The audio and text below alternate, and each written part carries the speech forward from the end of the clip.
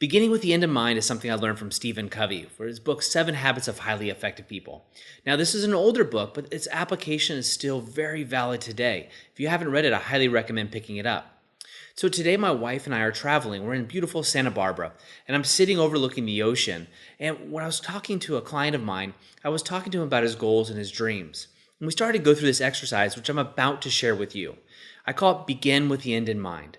So what I want you to do is pull out your journal. If you're sitting at home or you're sitting at a desk, grab a journal, maybe even just a scratch piece of paper. And if you're driving right now or listening to this while you're working out, that's great too. But remember to come back to this exercise because it's truly life-changing. Now, beginning with the end in mind, it starts off a little bit morbid. So what I want to imagine is, what if you're at your eulogy? You were able to actually stand above and listen to the crowd at your funeral. What are people saying?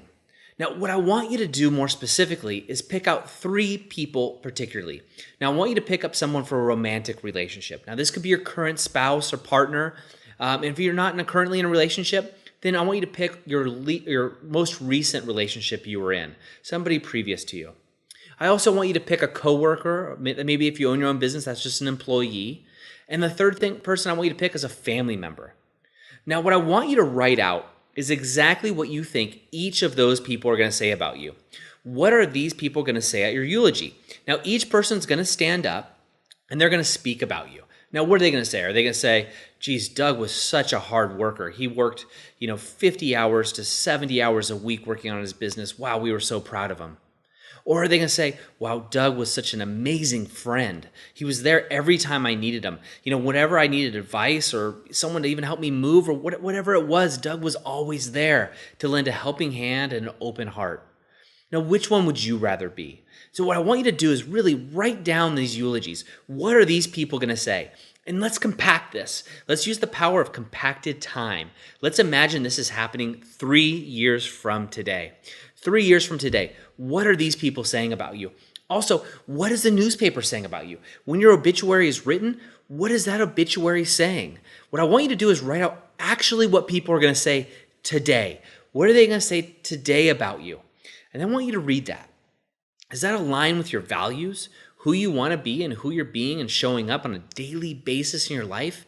And if it's not, now is the time to change. Not later, not tomorrow, but right now, right in this moment, I want you to make a choice, a conscious decision that you can change your future to be the author of your own story. What do you want these people to say? For me, I want my wife to talk about how much of an amazing husband I am and how loving I was and how I always took time out for my family. I want her to really speak and pour out the love that I've had in my heart. My family, I want that to be very similar. I want them to talk about how much of a great man I was, how much I gave back to society, but was always there for my family. I was always there. Now, you've heard stories about people that say, hey, this person's so famous, this person's this. Really, your family just wants you to be your family, right? They don't care that I speak. They don't care that I coach high-level people. They don't care about that. My family just wants me to be a brother and a son. They want me to show up, be able to toss the football around with my nephew, and be able to bring a salad to the meal. They don't care about my accomplishments.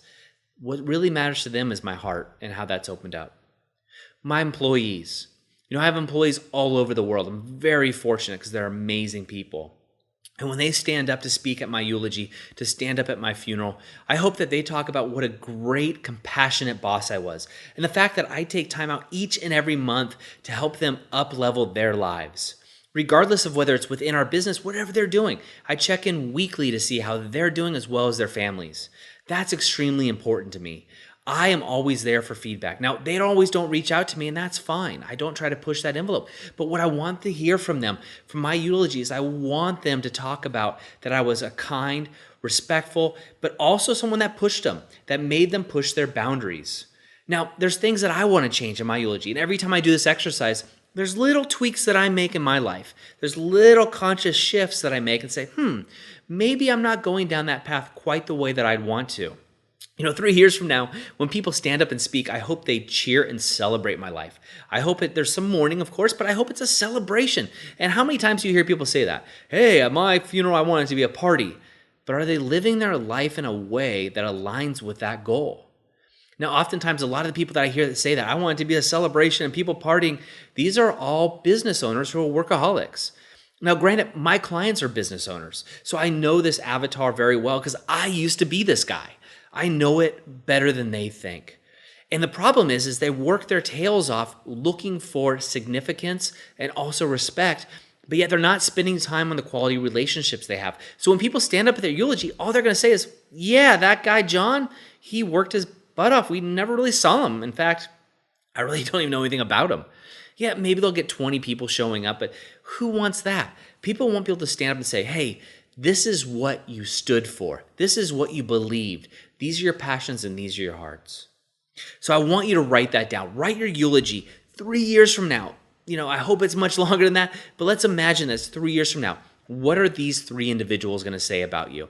And if it doesn't align with what you want right now in your life for your story to be, then I want you to make changes. What are those changes you can make in this moment? The decisions you make today that can change that alignment. That's it for me. I'm going to get back to the beach right now, but I wanted to share this with you. Remember, go over to authorofyourownstory.com. That's it for me today. Remember, go out and be the author of your own story. Attention all business owners. Do you know how your website stacks up online against your competition? Do you know the current health of your website? Your business is a huge part of your life, and we want to help you succeed as much as possible. Get a free online marketing health report by going to authorofyourownstory.com/business-gift. And don't forget to be the author of your own story.